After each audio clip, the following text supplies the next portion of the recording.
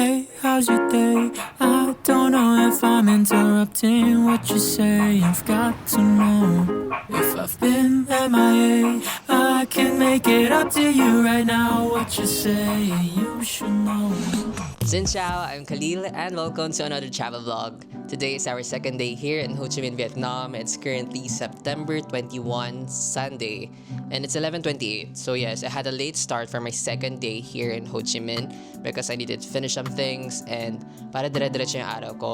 So for today, another chill itinerary. Actually, dapat may coffee workshop ako today pero minove ko na lang baka tomorrow or in the coming days since our second day pa lang naman and we still have 4 more days. Also, if you want to check my Google Maps for Saigon or for Ho Chi Minh, Vietnam, you can check it in the description box below. For my outfit for today, simple lang din. Ito ukay ko to from years ago. Sinuot ko na to actually sa Singapore ko. So if you want to watch my Singapore vlog, my Airstore vlog, go watch it. And I also have a Bangkok vlog if you're first time here in my channel. So yun, panoorin nyo sila after this Vietnam vlog. And then linen pants from Uniqlo. Actually sa ate ko to, hiniram ko lang. And then nagsuot ako ng sandals kasi yun lang yung bagay na footwear sa suot ko today. I need to stop yapping because gutom na ako and I want to eat. Also para makabawi tayo since yun nga, di tayo nakapag-start. So I decided to walk na lang kasi 10-minute walk lang naman siya. And I stumbled upon the street. Na yan o, isang haba siya ng isang street siya na punong-puno ng mga shops, cafes, and yung mga clothing stores din. Tulad, tingnan nyo to. O, diba? Tapos yung mga cafes. And then, sa dulo nito, yung pupuntahan kong noodle shop or noodle restaurant. I hope wala masyadong tao. And then, ito na yung end of the street.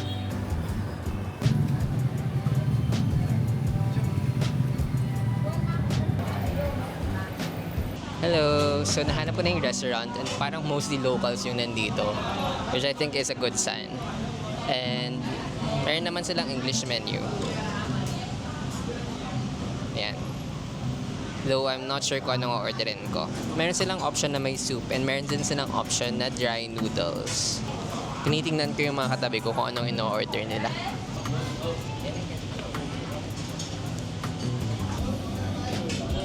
Dumating na yung order ko and I'm not sure kung anong difference ito sa pho.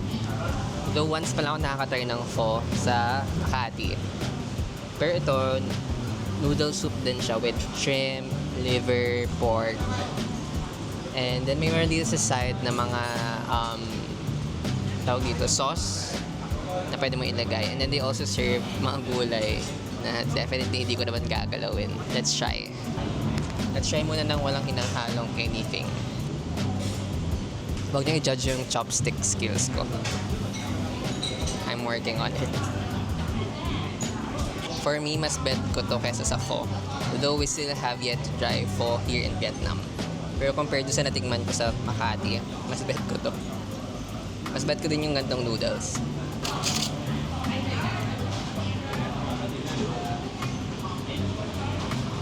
Medyo malapit ko na maubos yung noodles. Doon marami pang soup. And nakita ko yung katabi kong table, may ganito. Tapos yung isang waiter, may hawak siyang ganito. Sabi ko, tinuro ko. Sabi ko, kaya na yan, binigay naman niya sa akin.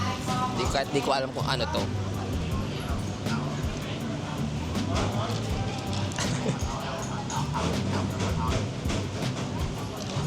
I think this is oolong. Oolong tea.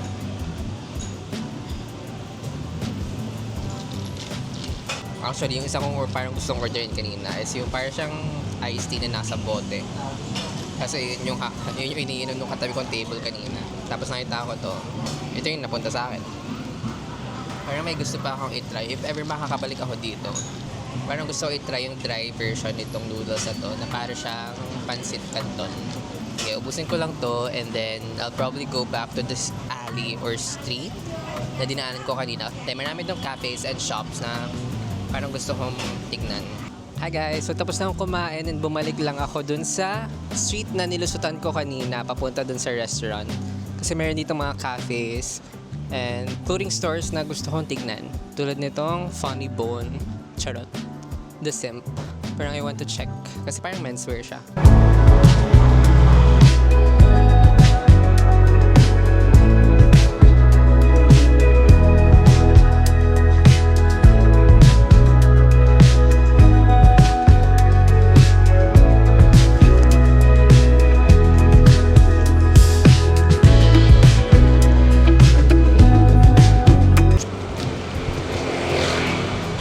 Hello! So nandito ako ngayon sa tabi ng kalsada kasi kakababa ko lang ng Grab. And tinitingnan ako ni Kuya. Kakababa ko lang ng Grab galing dun sa The Simp, which is a clothing store na nakita nyo kanina. And actually may nabili ako, white t-shirt. Basic na white t-shirt lang but iba yung cut niya. So, it's not your basic white t-shirt. Charot. So after nun, inisip ko sana pupunta ako sa The Idiot, which is isa sa mga clothing store na plano ko talagang puntahan. Kaso medyo malapit na siya doon sa Airbnb ko. So sabi ko, next time na lang pag nandun na ako nagsistay sa Airbnb.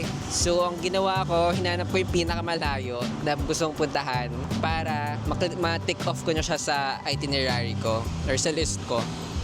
So nandito ako ngayon sa Film Drugs. Actually nandito pa siya sa kabilang kanto. And it's basically a film camera store. As always, hindi mawawala ang film camera store sa itinerary natin. Don't know if I'll be able to talk inside. Probably not. Kaya nag-intro na rin ako dito. Lean back in a leather clad seat. Like a spirit in your Prada bag. Suburban summer 17 was a roller coaster ride. A manic pixie dream girl right beside me. And she said she liked me, but I bet it was a right thing running about the wrong time. And I think maybe if I'd held on tight, she'd still be sitting by my side. I'll never know, I'll never know. I don't like messing with regrets, but I doubt you ever leave my head. What could I have done? Could I have said I'll never know, I'll never know. I'll never know, I'll never know. We were nothing I'd like, and I kinda like that. Came from different sides of the cross town. Hi guys! So kakatapos ko lang mamangha sa loob ng Film Drugs. And meron na signage, no weed, no drugs, just film and plants. So grabe, probably one of my favorite stores ever. They have two of my favorite things, plants and film camera. Parang siyang heaven for me. And grabe yung selection of cameras nila doon. From like basic film cameras, from old antique film cameras, to trendy ones, to very, very expensive ones. Kompleto sila. I think majority of their service is repairing and also selling film cameras. But they also develop, sabi nila, nagtanong ako sa kanila, parang 50K. And then it will take 2 to 3 days. Ayun, ang dami ring halaman. And not just basic na mga halaman ha. Yung mga mamahaling halaman as a plantito. Like, the collection is amazing. And expensive, I must say. I didn't really have any plans on buying. Kasi I'm very satisfied naman na with my current setup. With my Mew, Olympus Mew. Gusto ko lang din talaga i-check yung store. And I'm really happy that I did. So ayun, I might go na dun sa mga clothing stores na along the way. I don't wanna call you later. You're tearing my heart up like it's paper, and somehow you turn to a stranger. We used to work, now I'm trying to make sure that we're both on the same page. I don't want it to complicate. I know you're riding away. Is there room for us both on the same wave? Nothing breaks so clearly when there's love on the line. My best friend told me someone that I don't even like. There's nothing left to fix if you don't want me to try. Oh, why, oh, why? Hi guys! So after ko mag-shopping at window shopping, nagutom ako and hindi ako nag-rice kanina, so I decided na kumain ng rice meal. Nandito ako ngayon sa Chai something. Basta malapit lang to sa Mosaic Studios, which is the last store that I went to. Actually, itong restaurant na to hindi to saved sa Google Maps ko. Nakita ko lang siya kanina lang. So, hintay ko munang maggabi para yung temple na pupuntahan ko is may lights na pagpunta ko doon. And then saka ako babalik ng District 1. Sinusulit ko lang yung stay ko sa area na to ng Ho Chi Minh kasi medyo malayo to. Actually, hindi ko alam kung anong kinakain ko, guys. Okay, nag-research ako. Akala ko, nung nag-search ako sa Google Maps kanina, para siyang pork. Hindi pala, vegetarian pala siya, guys. Traditional meal for Buddhist. There's a memory in my head, it's somewhere buried in a mess. You touch me and how could I forget what brought me to you? There was something about the light, the way that it crashed into your eyes. My whole life started on the... Hi guys, it's currently 5 p.m. and I'm just about to have my first cup of coffee for the day. Shocking. I'm here sa Barista Collective. Actually, nakasave to sa Google Maps ko. And nilakad ko lang siya from the restaurant na kinainan ko. And I ordered egg presso brulee.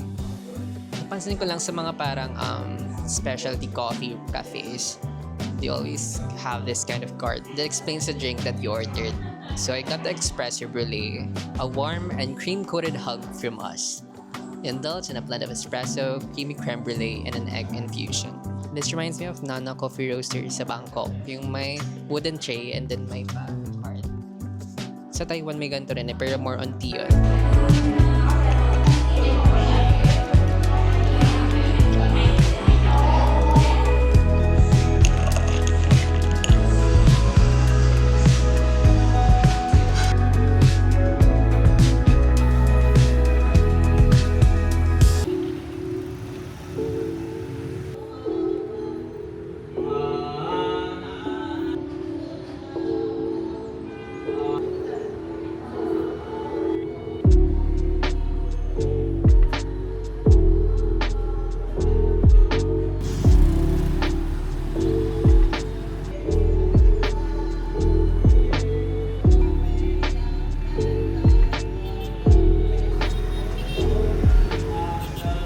Hello, I'm back here sa Lin Cafe. Ito yung cafe na pinuntahan ko kahapon, yung old building or old house turned into a cafe. I'm just finishing some photos that I need to submit tonight. Sabi ko dito na lang kasi hanggang 1:30 sila. And gusto ko talaga yung vibes kasi dito. And mura lang din yung coffee nila and masarap pa. Sige, try na natin para mabigyan ko kayo ng review.